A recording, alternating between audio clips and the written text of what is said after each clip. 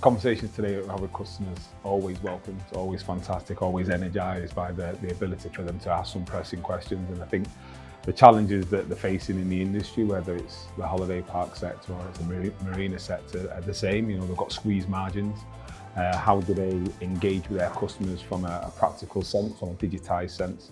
What Microsoft and Elite Solutions can do to add increased value.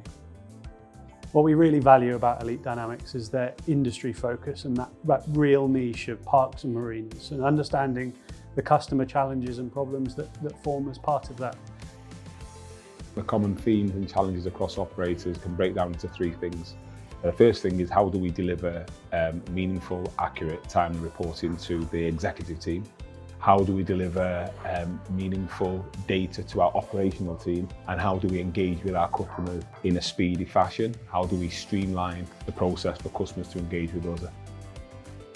And I think the confidence that Microsoft delivers is that they have a platform that you can grow into. This is what you can do.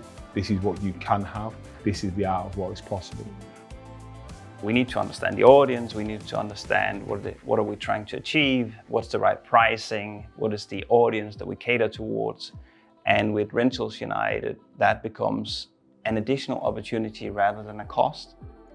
So what we provide for our customers, we've got obviously the dedicated support team, an account manager, but also we've created a user group. It's allowing our customers to all come together and shape the products and the solutions. So we work together with our customers.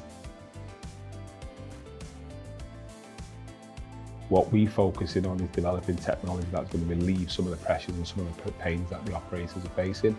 Every customer, I'd like to thank every team member. I want to give a special thanks to my wife for putting up with me, because she understands that sometimes I'm just not going to be here because I'm doing something to grow the business.